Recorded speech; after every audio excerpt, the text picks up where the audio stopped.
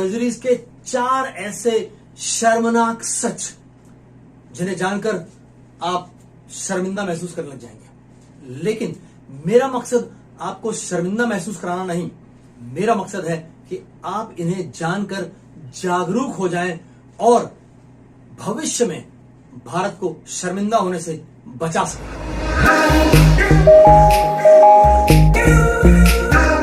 नमस्कार दोस्तों, मैं हूं कृष्ण गुरु संजीव पांडे और आपका बहुत स्वागत है हेल्थ खजाना में। आज हम सर्जरीज के बारे में बात कर रहे हैं, इंडिया में परफॉर्म की जाने वाली सर्जरीज। अगर हम पूरे ग्लोब की बात करें, दुनिया भर की, तो हिंदुस्तान उन चुनिंदा देशों में से है जो सर्जिकल इंटरवेंशन के बारे में सबसे ज्यादा बिजी देश है। यहां सबसे ज्यादा तादाद में सर्जरीज हो रही हैं। दोस्तों, आइए बात करते हैं पहले उस सच के बारे में जिसे सुनकर संभवतः आप शर्मिंदा महसूस करने लग जाएं। Unwanted surgeries. जी हाँ दोस्तों, हिंदुस्तान में होने वाली टोटल सर्जरीज का 44% अनवांटेड है, यानी कि करीब करीब आधी सर्जरीज जो हो रही हैं उनकी आवश्यकता नहीं है।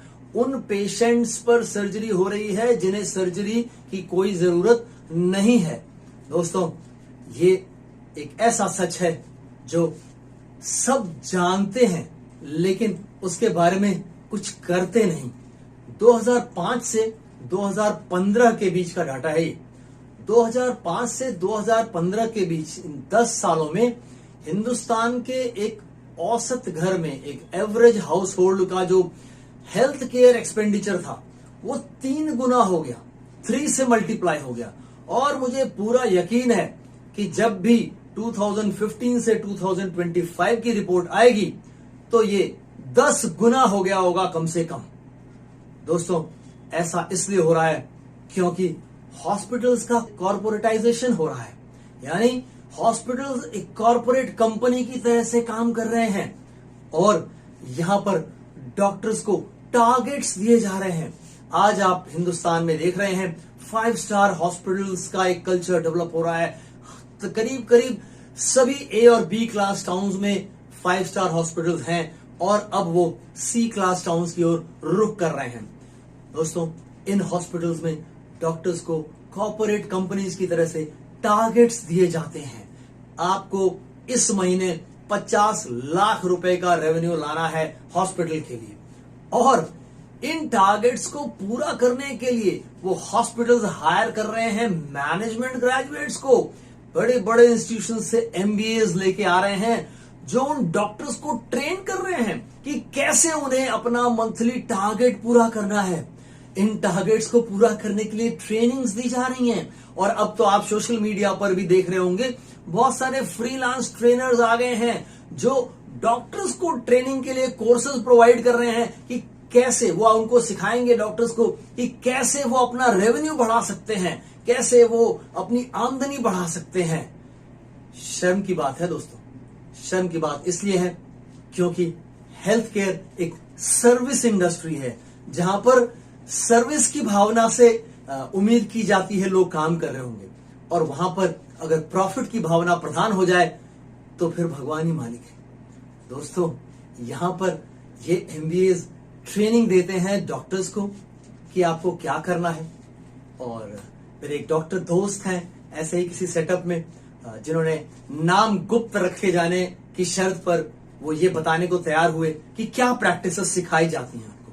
उन्होंने बताया कि वहां उन्हें सिखाया जाता है कि अगर आपका मंथली टारगेट पूरा नहीं हो पा रहा है तो फिर आप मंथ एंड की तरफ जो ओपीडी में पेशेंट्स आ रहे हैं, जो आते हैं कि आपको दिखाकर और दवा का पर्चा लिखा करके लेकर के जाएंगे, दवा लेकर के अपने घर चले जाएंगे, उनको भी आप हॉस्पिटल में एडमिट कर लीजिए। इन्हें तो एडमिट करना पड़ेगा, है? और वो सीधा साधा पेशेंट, हिंदुस्तान का पेशेंट समझता है कि डॉक्टर तो उसका भगवान है, वो सिर्फ और सिर्फ उसके भले की सोच रहा है, लेकिन वो अपने और अपने मालिकों के भले की सोच रहा है। आप तो सिर्फ एक जरिया हो उनको अपना भला करने के लिए। दोस्तों, ओपीडी पेशेंट्स को जबरदस्ती एडमिट कर लेते हैं हॉस्पिटल्स में, और यहां तक कि एक नॉर्मल ट्रीटमेंट के थ्रू जाने वाले पेशेंट को सर्जरी में पुश कर देते हैं। इंडिया में जो हार्ट सर्जरीज परफॉर्म हो रही हैं उसमें से 55% सर्जरीज अनवांटेड हैं, उनकी आवश्यकता नहीं है। इसी तरह से यूट्रस सर्जरीज, यूट्रस रिमूव करने के लिए जो सर्जरीज की जा रही हैं बहुत बड़ी तादाद पर हो रही हैं। थोड़ा टाइम लगता है, यानी कि ट्रीटमेंट में जो टाइम लगेगा सर्जरी में उससे कम टाइम लगता है और पैसा उससे बहुत ज्यादा आता है। पेशेंट का क्या होगा इससे उनका कोई लेना देना नहीं। यूट्रस सर्जरीज में 48% सर्जरीज अनवांटेड हैं, अननेसेसरी। कैंसर की जो सर्जरीज हो रही हैं, कैंसर के ऑपरेशंस में 47% ऑपरेशंस अनवांटेड हैं। नी रिप्लेसमेंट्स में 48% अनवांटेड। यहां तक कि सी सेक्शन यानी सिजेरियन जो डिलीवरी के ऑपरेशंस है उसमें भी 45% सर्जरीज अनवांटेड है, उनकी जरूरत नहीं है, सिर्फ और सिर्फ पैसा बनाने के लिए किए जा रहे हैं। शर्मनाक सच नंबर 2, अनवांटेड सी सेक्शंस यानी सिजेरियन सर्जरीज। बहुत बड़ी तादाद में ये सर्जरीज बिना किसी कारण परफॉर्म की जा रही हैं। इन अनवांटेड सर्जरीज को सिर्फ और सिर्फ इसलिए अंजाम दिया जाता है कि इससे डॉक्टर्स और हॉस्पिटल्स के इंसेंटिव्स बहुत बढ़ जाते हैं। एक सर्जरी के लिए डॉक्टर हायर फीस चार्ज करता है और हॉस्पिटल का फायदा इस तरीके से होता है कि एक पेशेंट को हॉस्पिटल में एक्सटेंडेड स्टे करना पड़ता है, यानी कि उसे कई दिनों तक हॉस्पिटल में रुकना पड़ता है, जिसकी वजह से हॉस्पिटल के चार्जेस बढ़ जाते हैं।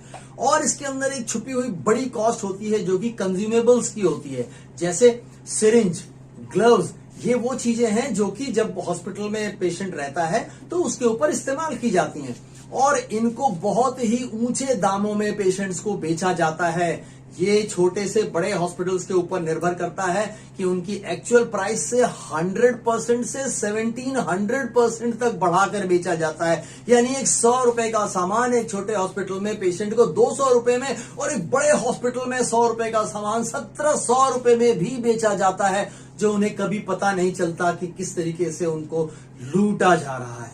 दोस्तों, ये बहुत ही शर्मनाक है कि सिर्फ और सिर्फ अपने प्रॉफिट की वजह से गलत किया जा रहा है एक सर्विस इंडस्ट्री में, जहां की सेवा भाव से काम होना चाहिए था। शर्मनाक सच नंबर 3, सर्जिकल साइट इन्फेक्शंस। इस पर शायद ही किसी का ध्यान जाता है। इंडिया में ये एक बड़ी समस्या है। भारत देश में सर्जरी के बाद होने वाले इन्फेक्शन से बहुत बड़ा व्यापार खड़ा हो जाता है।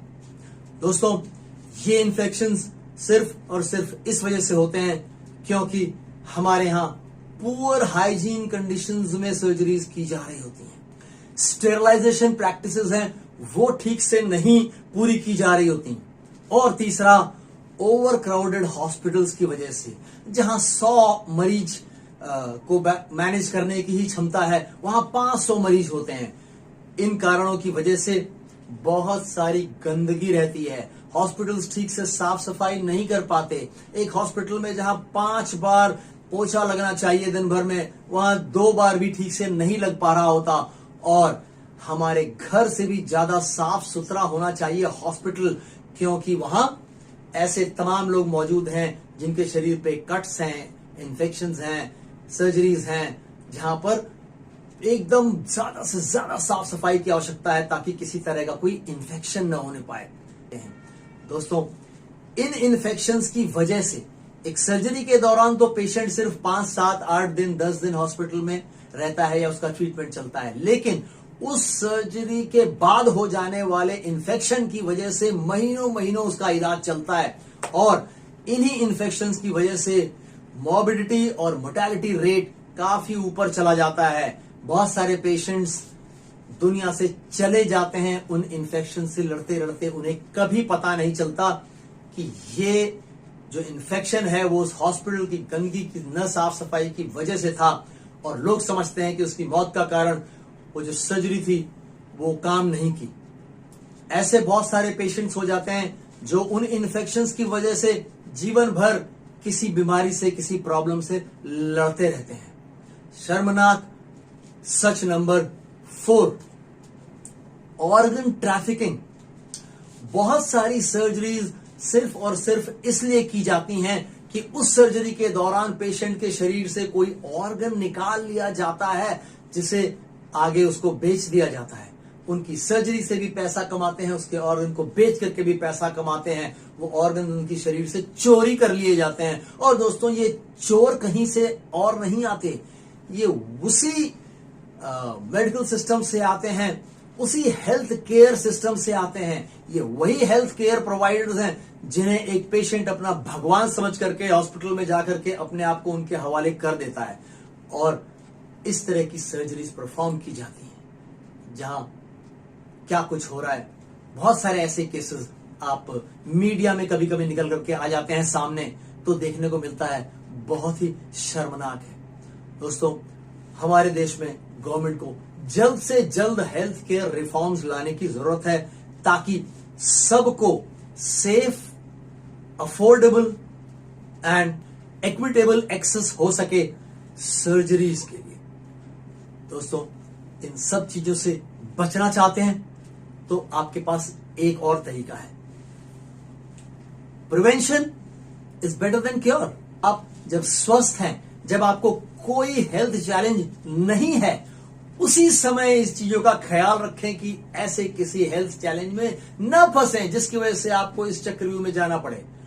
तो अपनी सेहत का पहले से ख्याल रखें, अच्छा बढ़िया पोषण लें, फाइबरस एंड न्यूट्रिशियस, पर्याप्त नींद लें, रेगुलर एक्सरसाइज करें और पॉजिटिव एटीट्यूड रखें, अपना नजरिया सही रखें। ये 4 चीजें ठीक रख पाएंगे तो आप बिल्कुल स्वस्थ रह पाएंगे। और दोस्तों, जिंदगी जिंदा दिली का नाम है, मुर्दा दिल क्या खाक जिया करते हैं। स्वस्थ रहिए, मस्त रहिए। जय हिंद। अगर जानकारी अच्छी लगी हो तो चैनल को सब्सक्राइब जरूर करें, वीडियो को लाइक करें और अपनी राय कमेंट्स में अवश्य दें। दोस्तों, हमारे चैनल से संबंधित सभी महत्वपूर्ण जानकारियां इस वीडियो के डिस्क्रिप्शन में दी हुई हैं, जैसे कि आप हमसे कैसे संपर्क कर सकते हैं प्रिस्क्रिप्शन बनवाने के लिए और हमारी राय लेने के लिए अपनी किसी भी दिक्कत परेशानी के बारे में। Thank you.